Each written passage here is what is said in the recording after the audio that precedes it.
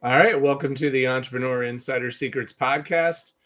Today we're going to be talking about how to get media coverage as a coach or expert. Now, as you know, as a business owner, as someone who is trying to, build your business, get it out there, get things going, being in business really involves being successful in business involves being good at really two specific areas.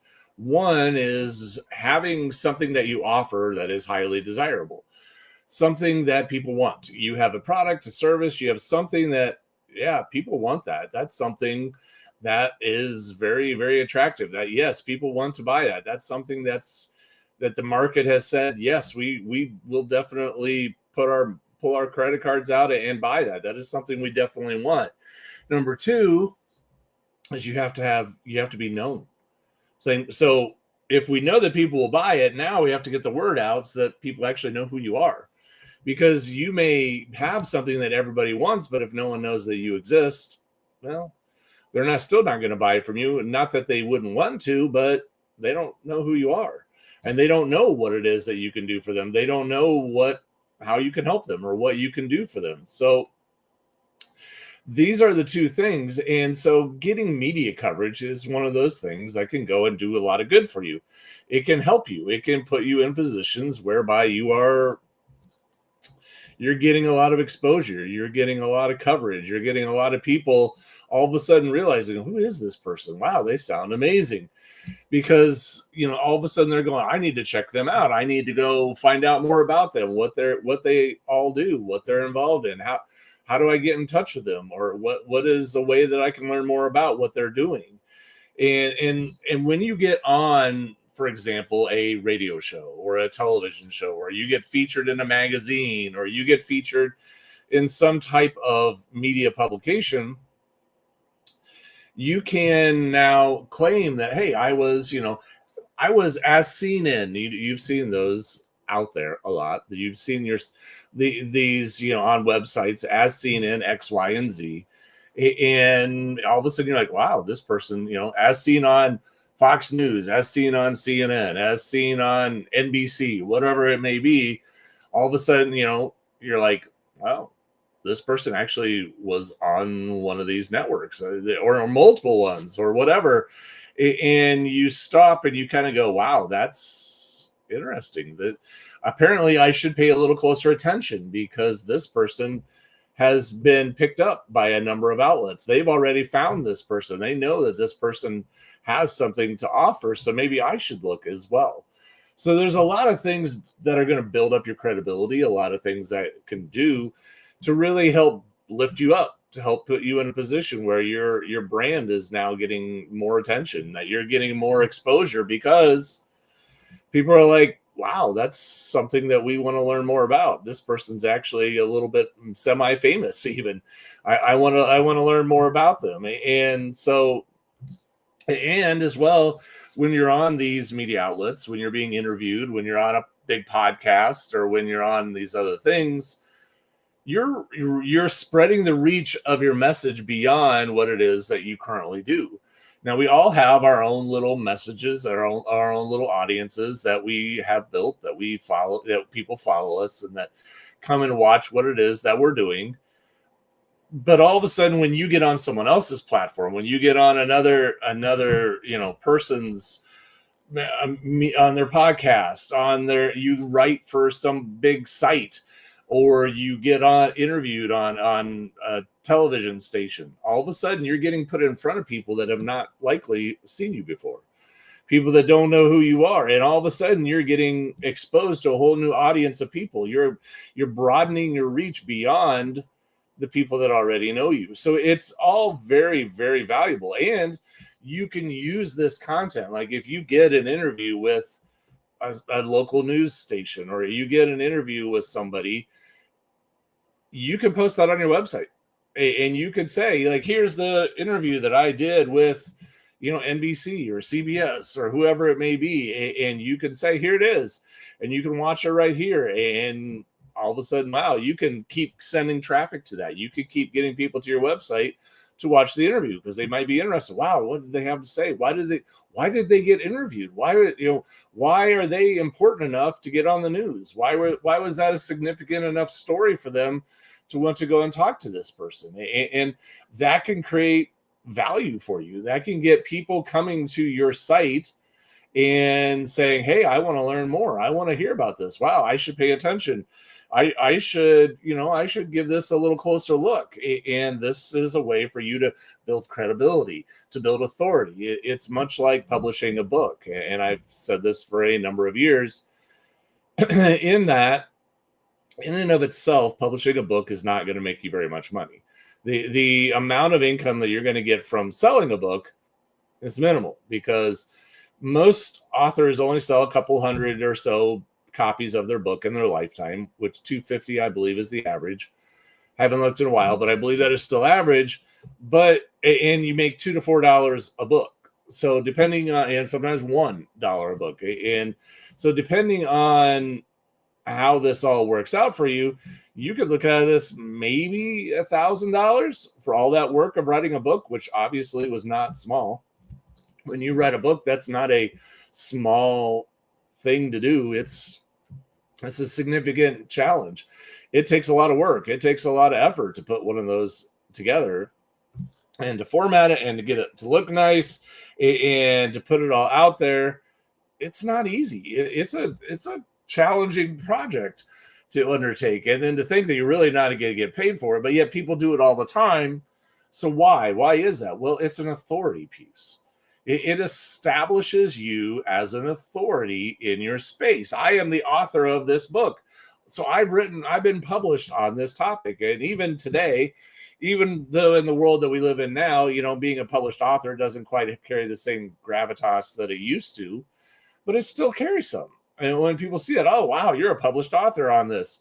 You really are serious about this. And it does add a level of authority. It allows a level of expertise, and it adds that to your name and to your brand because people are looking at it going, well, maybe this person's a little more serious than I thought when I first, I hadn't heard of them, but now I'm seeing they have media coverage. They're an author. They have this, they have that. And all of a sudden, wow, they're a lot more serious than what I thought. I should probably dig a little deeper. Which is exactly how you can use this to build your business, which is why media coverage can become such a helpful tool for you in building your business, which is why becoming an author can do that as well. You use it as a tool to build authority. You use it as a tool to build credibility. You use it as a tool to generate more interest among people about coming and doing business with you, hiring you as a coach, buying your course, being involved in your programs. So with all that being said, we now know that it is a valuable thing to do if you can get it done. How do you get a media outlet to look at you? How do you get a media outlet to consider talking to you? Well, let's talk a little bit about how are you going to pitch yourself to, because again, you're going to need to put yourself out there. There are organizations that you can work with that you can pay to get in. They will network you. There are some organizations out there that will work with you to promote you, but they will prepare you. They have some contacts and so forth that they can get you interviewed on some of these outlets and so forth. It happens all the time as well. There's a lot of times like I know our local ABC, NBC, CBS type affiliates, you can pay them. They have these noontime shows and you can, pay them to do a little commercial spot with them, and they'll send, their media person out and they'll interview you. And I know a lot of local companies do that. They my wife has been the person doing the interview on television for that a number of times. You go out and they will come to your store. They will come out. And if they agree, and again, obviously you're paying for this, they're coming out with their camera crew, they're coming out with their person that's a part of the show, and they're interviewing you and they're talking about the things that you do. And it's a way to get some promotion. It's a way to talk about what it is that you do. And, that's a way to do it. But when you're doing this, if you want to just get interviewed, you need to have a way to pitch yourself. Under normal circumstances, you're pitching yourselves to these outlets, and they have to look at you and say, well, why do we want to interview this person? what is it about them that's compelling? What is it about their story that's interesting? Because obviously, if they just start picking random people and go and talk to them, most of the stories are going to be kind of boring. Let's just be honest. Most of the stories will not be all that compelling. They're going to be meh. They're not going to be all that. They're not going to be exciting. They're not going to be something that people are going to want to tune into. So they're looking for people that have a unique story. They're looking for people who have a unique edge. They want you to bring something new, things that people may not have thought of already, a way of seeing things, ways that are going to appeal to their audience. So, because at their end of the day, they want to get viewers, right? They want people to watch their show. And the people that watch their show means the more viewers they get, which means they can charge more for their advertising. So they're looking for compelling stories. So when you put together your pitch, when you're putting together your speaker, your speaker one sheet, you want to be able to focus on that. You want to have that in mind. You need to have a compelling story. You need to have something that is going to allow you to bring a unique perspective, a unique story, something that the audience will find interesting. And so it could be, focusing on, maybe you have some special skills, some special expertise that are very, very unique. And as a result, you're getting results that a lot of people would be interested in. Like, how is he doing that? How is she doing that? That's amazing. How is this all getting done? And they're looking at this going, wow, we want to learn about this. How's this happening? Or maybe you have a compelling story. Maybe you had a tragedy that happened in your life and difficult things that happened to you, and you've been able to turn everything around in spite of the tragedy, and you now have this amazing story as a result of the things that you're achieving in spite of the tragedy that you endured. All of those things that needs to be in your pitch, that needs to be in your story of how you're going to market yourself. And you need to position yourself around timely, relevant, and emotionally compelling topics. How can you take your story and make it relevant to what's going on today, especially in these media outlets? The media outlets are all about what's going on in the world today. They don't want to talk to somebody that was relevant and, the things were relevant 10 years ago.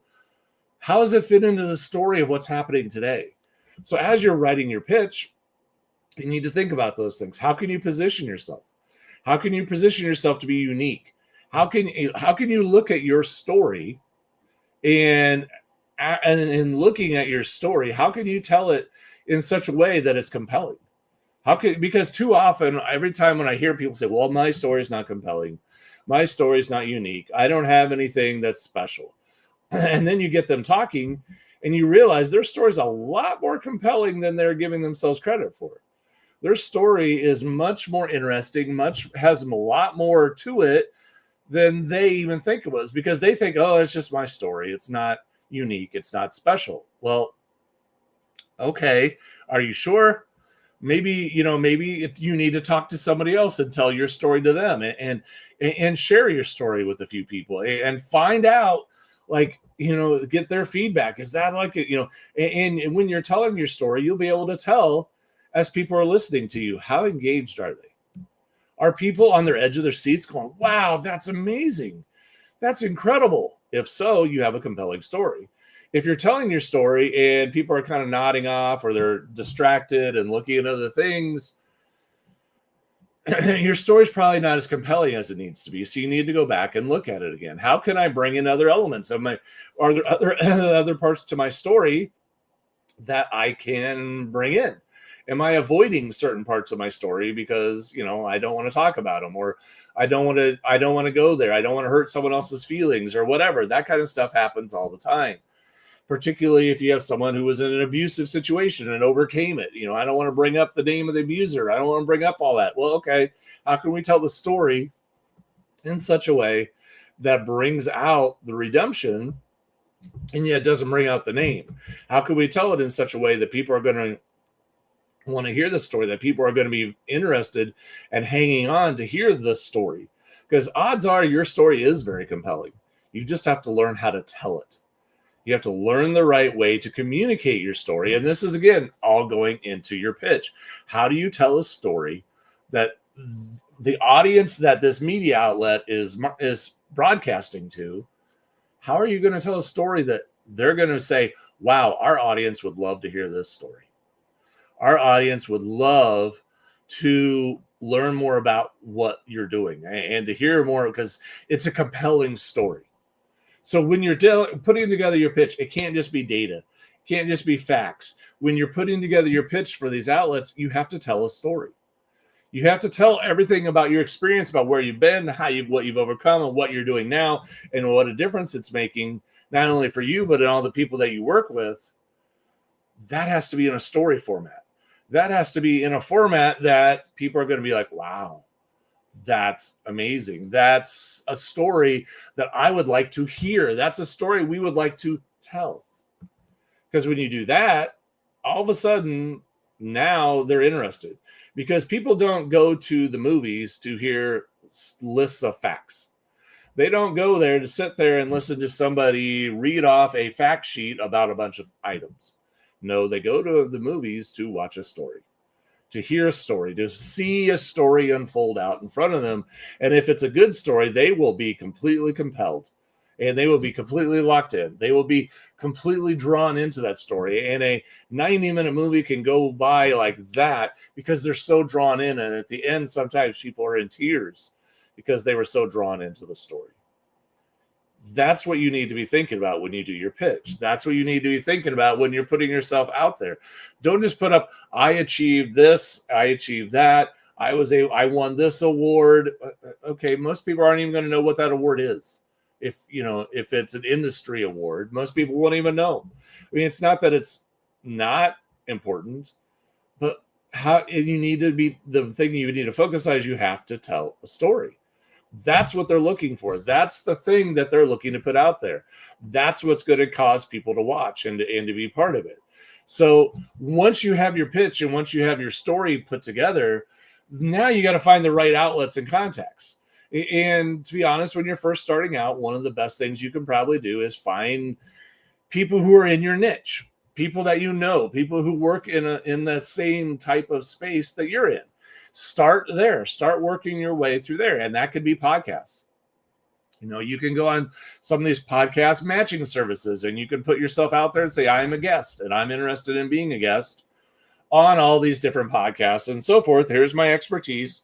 And I'm looking to go on these types of podcasts. And you can find ones that are very niche or find some local outlet, like a local publication or something in your town or in your local community and get on those types of things. Find a person who has a good sized blog with a good sized following and become a guest writer for their outlet.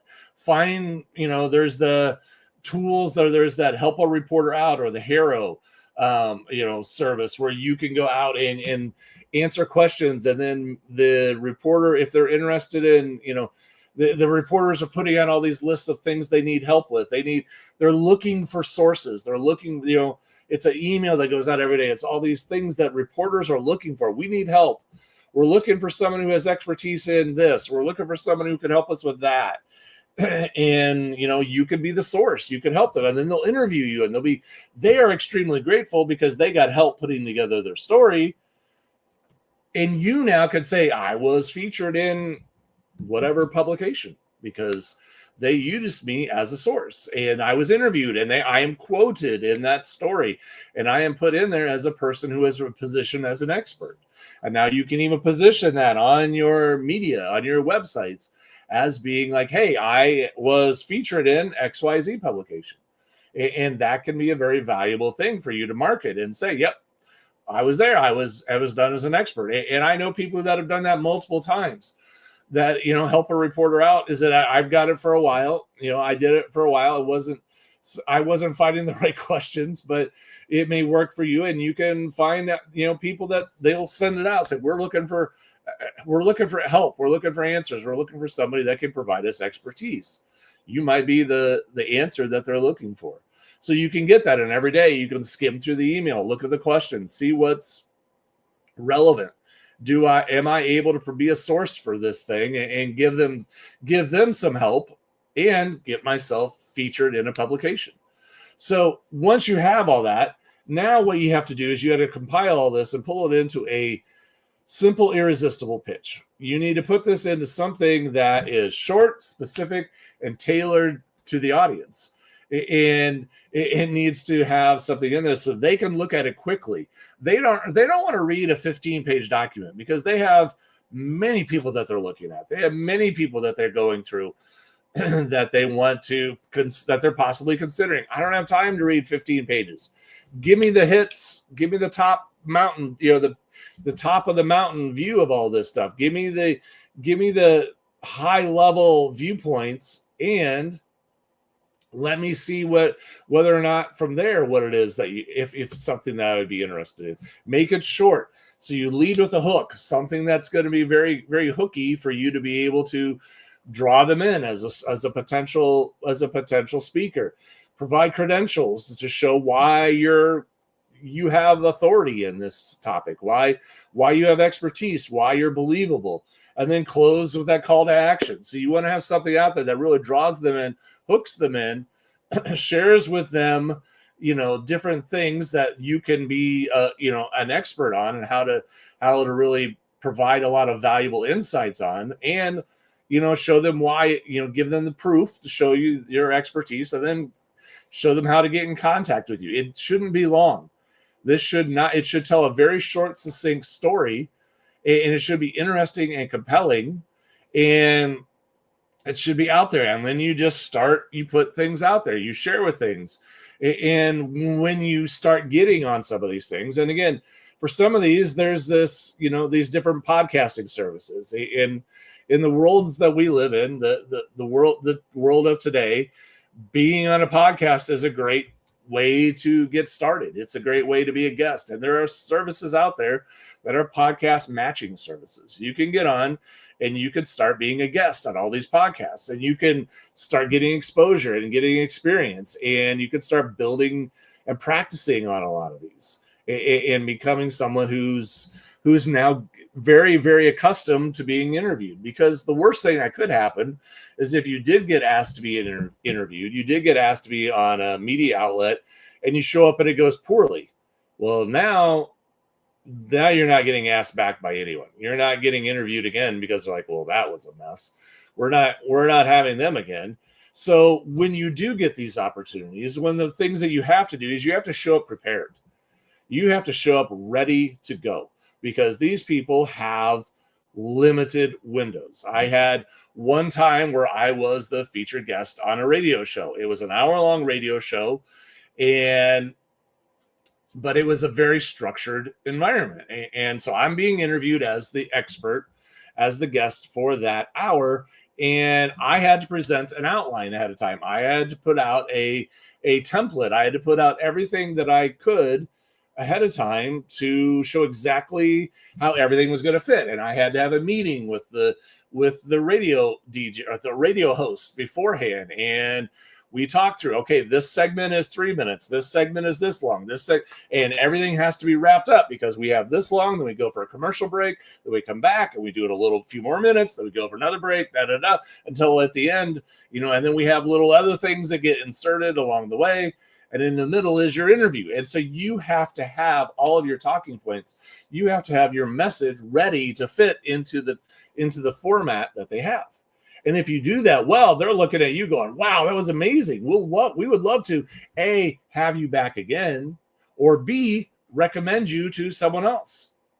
And all of a sudden, this is great, because here's the thing. And when people know that you're a good interview, when people know that you're a professional, that you're prepared, that you can do things well, that you're not just going to sit there and ramble on and on and on and drone on about things that people are going to tune out, and not listen to. When they know that you know how to do an interview, when they know that you know how to speak, when they know that you know how to present yourself, you're going to get recommended. Because all the time when people go and do these interviews, they're always asking, well, who else do you know that would be a good interview? Who else do you know would be a person that I should talk to? Because this, I'm always looking for another guest. I'm looking for someone else interesting that I can interview. And when you have a good reputation, and when you've done well and you put yourself out there and you're viewed as an expert, hey, you're there. you are ready. You are a person that they're wanting to talk to, because you are now have that reputation, and you can show up and you can fit into their model, their framework. Because again, these media outlets are very structured. They're very, very regimented of like, we have a 3-minute interview, window here for the interview, and everything has to be in, the points have to be made, and you have to wrap that point up by the end of the 3 minutes. We cannot be halfway through the point. It has to be wrapped up and finished at the end of 3 minutes, so that we can then go to commercial break. And when we come back from commercial break, we'll hit the next point. And so you have to be able to do that. And then once you do that, you have to be able to share across your platforms. You have to be able to promote it, put your stuff out there and say like, hey, I was able to do all these things. I was able to put all my stuff out there, and I was able to get my stuff, exposed out into all this new markets, and use clips from it, use little things, that you can use to promote yourself into these other areas. And you can say, yeah, I was featured on this media outlet. I was interviewed as an expert, as a guest, as a person who is an authority in this space. And all of these things can be used. All of these things can be utilized to build your business, to build your authority, to build your standing as an expert. And what you can even do, you can even use this to build your email list. If the interview was particularly good, or if it was something that there was different things in there, you can, use that to as part of your marketing, even as something that you can offer people access to. Or while you're on the interview, at the end, they usually ask, so, David, how can people get in touch with you? Well, have a freebie, have something that people can go to and fill out to get a free ebook, get a free resource from you that they can then in turn get on your email list. So you use this speaking opportunity to now grow your list, to grow your list of potential leads for your business. So now they're on your email list. Now you can actually start marketing to them. Now you can start doing these things, and you can keep the conversation going. But have something at the end of your interview that you can offer them, a free gift. And they're going to be going, great, I would love to have that. That sounds like an amazing gift, amazing resource for that I could use. Great, how do I get that? Well, go to blah, blah, blah.com, and here you go. You can have at it. You can use it. And it is a valuable resource for you to have. So in wrapping all this up, I want you to understand media coverage isn't just for celebrities. It's not just for people who are, entertainers or athletes or musicians or whatever it may be. They are for everyone. Anyone who's building a business should be getting out there and getting the word out about what they do, because it's extremely important. And when you approach that and you have a good story, you have a good message, and you're prepared and you're ready to go, and you know how to communicate your message in short sound bites, you are really, really prepared to do something. You are ready to really start getting the word out. And the more that you get on these different platforms, the more podcast interviews you get on, the more media outlets you get on, all of a sudden you're going to be like viewed as like, wow, hey, and these people will start talking to each other. They'll start saying, hey, I interviewed David. He was a great interview. You should consider him for your podcast. You should consider him for your stuff when you're looking for guests, because he's a great interview. He comes across, he knows his stuff, he's knowledgeable, he's clearly an expert in his space. He answers questions succinctly and well and clearly, so it's very valuable for people. And he's professional, shows up on time. There were no problems. He didn't give me a lot of headaches because I had to chase him down because he didn't show up. It wasn't any of that. It was, clear. It was easy. It was beneficial. It was a great interview for my audience. My audience loved hearing from him. And as a result, now you get promoted. Now everybody that's in his world listening to his podcast is now learning about you. And you're exposing people to your message. You're getting the word out about who you are and what you do and the value that you can bring. And now people are going to start going to your website to check you out. People are going to start going to hear more from you. They're going to start learning more about you. And so these are things that become very, very valuable. And it's a skill.